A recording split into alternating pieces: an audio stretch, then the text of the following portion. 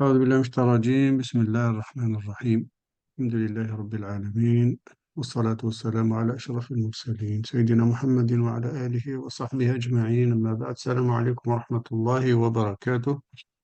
On continue Inch'Allah avec quelques règles de la prière qui est très important car c'est le deuxième pilier de l'islam. C'est quelque chose de très très important. La vie du musulman, du croyant tourne vraiment autour de cette prière-là, de ce pilier de l'islam. C'est vraiment le but de notre existence et le fait d'adorer Allah subhanahu wa ta'ala et la façon d'adorer Allah subhanahu wa ta'ala passe par la prière, prier à Allah, prier son Seigneur. Donc, il faut qu'on connaisse ces règles, les règles de la prière et comment elle se fait, etc. Aujourd'hui, on va voir un troisième thème qui est les conditions d'obligation et de validité de la prière. Quand est-ce que la prière est obligatoire pour qui? À quel moment? Est-ce que c'est pour tout le monde? Etc. Donc, les conditions d'obligation, c'est-à-dire là où une personne musulmane, croyante musulmane, si elle n'accomplit pas cette prière-là, se trouve en état de tort, en état de commettre un péché. En fait, c'est ça ce que veut dire cette question. Condition d'obligation. C'est-à-dire la personne est obligée de faire la prière, comme une petite analogie un peu, voilà, une analogie qu'on connaît. En France, on dit l'école est obligatoire. Hein, c'est ça, l'école est obligatoire jusqu'à l'âge de 16 ans. Maintenant, elle est obligatoire à partir de 3 ans, il me semble. 6 ans, c'est sûr, certain. 3 ans, je pense que, voilà, la maternelle, c'est 3 ans. Donc, c'est obligatoire. Personne ne peut dire, je ne vais pas envoyer mon enfant à l'école. Personne ne peut dire, tiens, mon fils, mon enfant, il a 6 ans, l'école est obligatoire pour lui. Ben non, ben, j'ai envie de garder mon enfant chez moi. Voilà, j'ai pas envie de lui donner une instruction. Bah, il va tomber sous le coup de la loi. C'est clair. La loi oblige qu'on inscrive nos enfants à l'école. En islam, aussi, la loi oblige à pratiquer la prière à partir d'un certain âge. Donc, à partir de la puberté, la majorité religieuse. La majorité religieuse, bien sûr, il n'y a pas de loi, ils vont pas aller en prison, c'est une loi divine, c'est pas la loi de la République ou de l'État, c'est une loi divine. C'est-à-dire, la personne qui ne prie pas ne va pas aller en prison, ne va pas payer des amendes. C'est entre lui et Allah subhanahu wa ta'ala, la justice, le rendre des comptes, ça sera le jour dernier. Donc, voilà, les gens ont en fait une sorte de liberté sur Terre tant qu'ils sont vivants. Donc, c'est la morale qui va faire si voilà, je m'oblige à faire la prière ou pas. Mais sachant que je vais rendre des comptes le jour dernier, donc voilà, faut bien savoir Et que revenir, il te la donne maintenant, il te la reprend demain. Donc ça sert. donc voilà, il s'agit d'une conscience, il s'agit donc d'un état moral. Il s'agit d'un état moral. On fait de l'autosurveillance. Donc, et si la personne ne fait pas la prière, ben, le jour dernier, elle va rendre des comptes devant Allah subhanahu wa ta'ala, devant le Seigneur.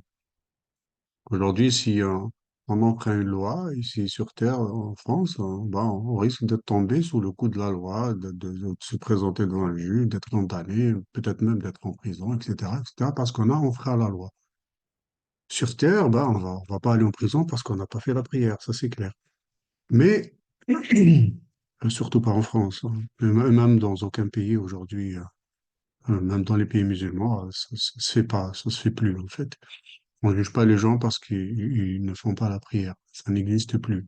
Ça a eu existé à un moment dans les dynasties omeyyades, abbassides, etc., mais plus maintenant. Donc voilà, la prière devient obligatoire si quelqu'un est majeur religieusement, que ce soit un garçon ou une fille. Donc, dès qu'ils sont majeurs religieusement, eh ben, la prière devient obligatoire pour eux.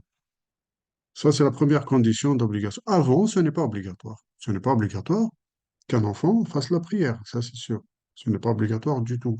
Sauf que s'il fait la prière, elle est surérogatoire pour lui. C'est-à-dire il aura des bonnes œuvres accumulées pour le jour dernier. Un enfant qui fait la prière, ça lui sera compté comme des bonnes œuvres, comme des prières surrogatoires. C'est-à-dire il les trouvera le jour dernier dans son contingent de hasanat, de bonnes œuvres. Ça c'est sûr. Il n'est pas obligé de faire la prière, mais ça, c'est bien que les enfants apprennent à faire la prière. Donc, le professeur sallam nous conseille d'apprendre la prière aux enfants à partir de 7 ans et d'être un peu voilà, insistant avec eux à 10 ans, etc. Mais ça ne veut pas dire qu'à 7 ans, on va attendre que l'enfant ait 7 ans pour lui parler de la prière. Non, il voit son père prier, sa mère prier, etc. Il se pose des questions, on lui explique c'est quoi la prière, même avant 7 ans. Et à 7 ans, ben, on commence à lui enseigner. Alors, qu'il ne soit pas contraint de délaisser la prière comme d'être menacé de mort, d'être battu, emprisonné. Donc, quelqu'un qui est menacé, sa vie est menacée, il risque de perdre sa vie s'il fait la prière, ben, là, elle ne devient plus obligatoire pour lui. Elle ne devient plus obligatoire pour lui. Voilà, ça arrive, c'est déjà arrivé, hein. Dans l'histoire, bien sûr, c'est déjà arrivé, hein. Et ça arrive peut-être même aujourd'hui, en fait, dans certains États qui font une répression terrible sur les musulmans ou une partie de leurs citoyens musulmans, surtout dans des contrées et des départements un peu excentrés. Et ben, ils font cette contrainte, cette prière. Donc, s'ils voient quelqu'un prier, ils risquent d'aller en prison. Ils les mettent dans des camps de concentration, ça existe, hein. Les Ouïghours, aujourd'hui, sont dans des camps de concentration. Et dans le camp de concentration, s'ils prient, ils risquent sa vie, ils risquent de mourir, ils risquent d'être frappés, ils risquent d'être... Voilà. Donc, voilà, c'est quand la personne est sous la contrainte, et sous la menace, sa vie est menacée. Voilà, on ne peut pas lui dire, ah, mais c'est obligé pour toi d'aller faire les ablutions, de faire ta prière. On ne peut pas lui dire ça. S'il peut la faire autrement, le fidèle sous la menace fera un peu la prière comme à l'instar d'un malade. Donc, quelqu'un qui est malade, qui bouge plus dans son lit, peut-être qu'il peut la faire avec son esprit, il peut la faire, peut, simuler les gestes de la prière si personne ne le voit. Quelqu'un qui est sous la menace, bien sûr. Même s'il ne peut pas faire ses ablutions, ni ablutions à l'eau ni ablution sèche. Et il peut faire voilà, comme il est, dans n'importe quelle situation où il est, dans n'importe quel état. Il fait ce qu'il peut. Voilà. Même s'il doit simuler les gestes de la prière, ou même avec ses yeux, etc. Voilà. Ça, c'est vraiment des cas extrêmes, on va dire. Donc ça, c'est les conditions d'obligation. Pour qui elle est obligée, pour qui la personne est obligée de faire la prière. Alors aussi, qu'il soit doué de raison. Donc, quelqu'un qui n'a pas sa raison, qui est handicapé mental, n'a pas sa raison, il ne peut pas raisonner, et il n'est pas obligé de faire la prière. Ce n'est pas une obligation pour lui. Celui qui a perdu la raison, celui qui a perdu sa raison, sa conscience, on va être plus précisément la conscience, qui s'est évanoui, qui est dans le coma ou qui est dans un état d'ivresse par médicament, parce qu'il a eu de la morphine, etc. Il n'est plus conscient, en fait. Et donc, cette personne n'est pas obligée de faire la prière. Tant qu'elle n'a pas retrouvé ses sens. Donc, la personne n'a pas retrouvé ses sens, ou sa conscience. Et quelqu'un qui, dans le coma, par exemple, chez l'école Melikite, par exemple, chez l'école Melikite, dans l'école Melikite, quelqu'un qui est dans le coma, par exemple, 2, 3 jours, 4 jours ou une semaine, lorsqu'il se réveille, lorsqu'il se réveille et qu'il n'a pas donc accompli la prière pendant une semaine, par exemple, eh ben, dans l'école malikite et même d'autres écoles, on ne va pas lui dire de refaire, de rattraper ses prières. Il n'est pas obligatoire, ça n'est pas obligatoire euh, d'être rattrapé. Les prières ne sont pas obligatoires d'être rattrapées. Pour quelqu'un qui a perdu la raison, qui a perdu la conscience pendant plusieurs jours. D'accord? Certains savants, certains érudits disent Si c'est une période courte, un jour, 2 jours, 3 jours, c'est pas très difficile, c'est pas contraignant pour lui de les récupérer, de les rattraper. Bon, il peut les rattraper s'il veut, il n'y a pas de problème. Mais ce n'est pas obligatoire. Si c'est plus, c'est une semaine ou plus que ça, ce n'est pas obligatoire de les rattraper quand on est dans cet état-là. Mais si c'est une courte durée, bah, c'est bien, c'est recommandé de les rattraper quand même. Voilà. Alors, bien sûr, il n'est pas euh, quelqu'un qui a oublié de faire sa prière. Complètement sorti de sa tête. Et il ne commet pas de tort. Il ne commet pas de tort. Juste quand il se rappelle, il est tenu de la faire. Voilà, tout simplement. Quelqu'un qui était très occupé ou qui était vraiment stressé ou il avait quelque chose de très important à faire. Il a oublié une prière, par exemple, l'Asr. Il, il ne s'est souvenu que tard la nuit ou il ne s'est souvenu que le lendemain. Bah, dès qu'il se souvient, il l'a fait. Pas de problème, il ne commet pas de tort. Ce n'est pas compté comme un péché pour lui. Alors aussi, il n'est pas obligatoire de faire la prière tant que l'heure légale de la prière n'est pas commencée. Donc, tant que le délai imparti à la prière canonique, du moment n'a pas commencé, le fidèle n'est pas obligé de faire la prière. La prière, par exemple, du Maghreb, du coucher du soleil, elle est à 18 heures. On n'est pas obligé de la faire à 16h30 ou à 16h45. Non, il n'y a aucune obligation de la faire à ce moment-là. C'est quand, et même, elle ne sera pas valable, elle ne sera pas validée, cette prière. D'accord? Donc, on n'est pas obligé, elle n'est pas obligatoire avant le temps imparti. Et si on l'a fait avant le temps imparti, elle n'est pas validée. Elle n'est pas validée, c'est à partir du temps imparti que la prière est valide. Aussi, une femme qui a ses menstrues, ses louchis, bah, elle n'est pas obligée de faire la prière, il n'y a pas d'obligation pour elle. Mais si elle l'a fait, elle est pas valable. Si elle fait quand même la prière dans cet état-là, elle n'est pas valable. Elle n'est pas valable du tout. Et elle n'a pas à les rattraper. Pendant cette période-là, elle n'a pas à rattraper la prière, même si elle n'a pas fait pendant une semaine ou pour les logis, par exemple, pendant un mois ou un mois et demi, elle n'a pas à les rattraper.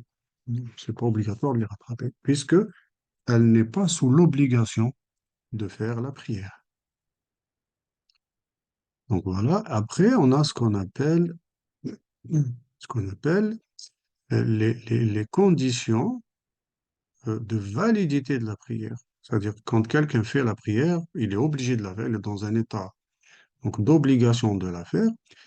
Pour que cette prière soit valable, il faut aussi des conditions.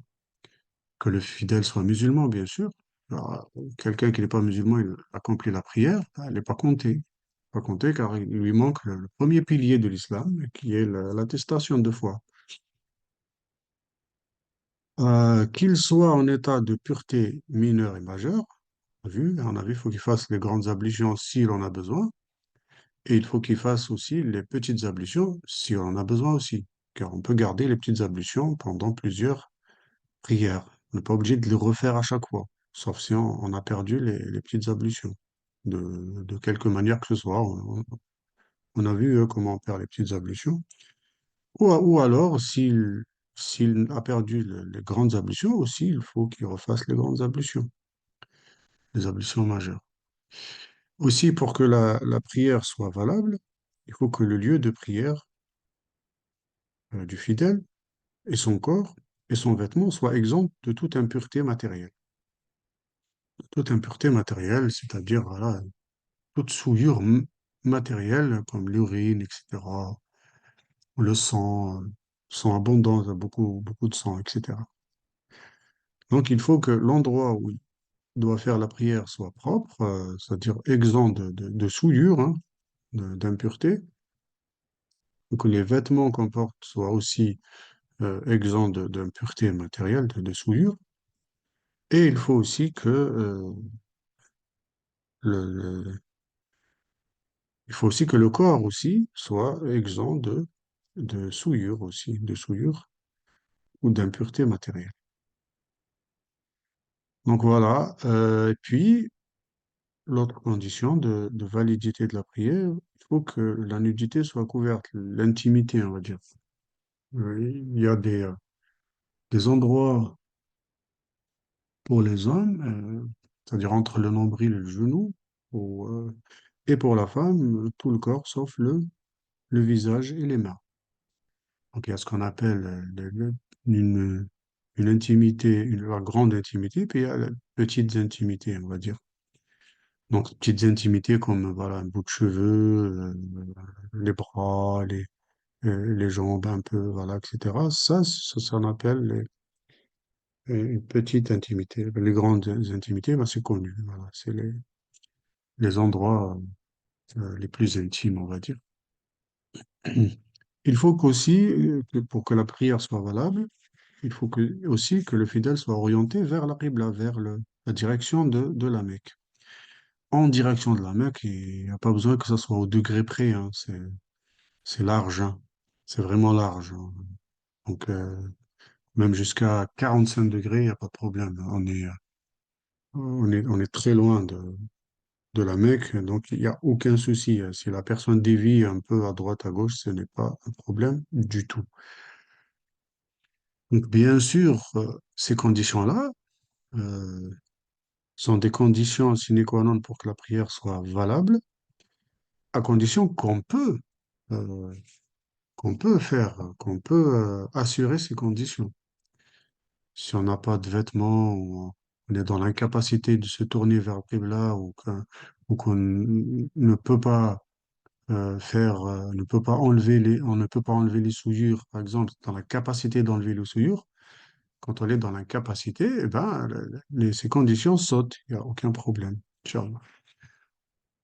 Donc voilà à peu près les grandes lignes, hein, les conditions de validité de la prière. Si vous avez des questions, allez-y, Inch'Allah, je coupe l'enregistrement.